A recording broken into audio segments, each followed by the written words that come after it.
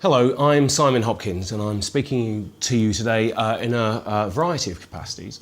I'm a digital media consultant. I'm actually one half of a very small digital media consultancy, Turner Hopkins. The other person's called Turner. I've been working for many years, many more years than I'd like to admit to, in the record industry, in digital media, and in broadcasting. And for the last half decade or more, I've been working as an independent consultant, advising any number of organisations, very large ones, very small ones, many of them in the arts and many specifically in music, about just what it means to be working with digital media and what best practice is and how they do this stuff. But I'd also like to say that I'm here as a musician. I've been playing, again, for far too many years. And I run a small digital imprint releasing my own music. And additionally, I'm also, as I speak, a part-time music student, studying my music theory very, very seriously. It's just 2 days to go and I've not finished my homework assignment, so I'll have to be sharp. So today I'm going to be talking to you about 3 or 4 related but slightly different topic areas. I'm going to kick off by talking about some ways in which you can develop your own digital media strategy using very light touch methods and very low cost methods, I should say.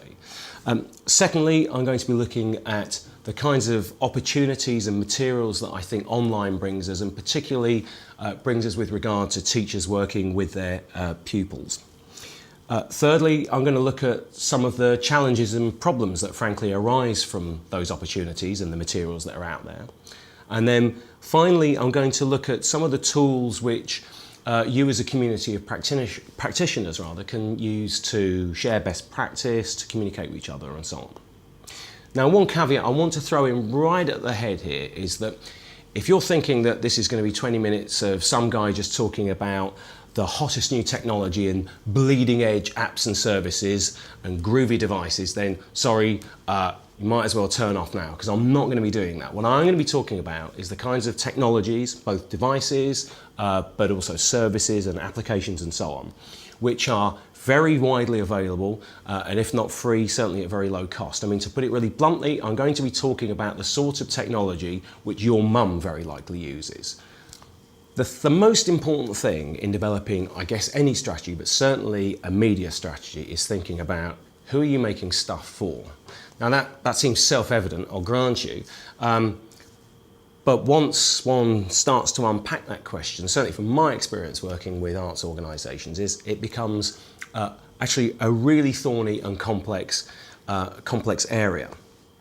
I think specifically in the realm of music learning, music education, with many different constituencies, with the wider practitioner community and the teacher community, and then of course with the students. And you know, a preschool or primary school student, I need hardly tell you, is rather different in terms of their media usage, I would certainly hope so, than a 19-year-old. So we're talking about actually a potentially very, very complex area, but nonetheless one that I think you can explore yourself, frankly without the need of someone like me, a digital media consultant. I mean, my job here is to make myself redundant.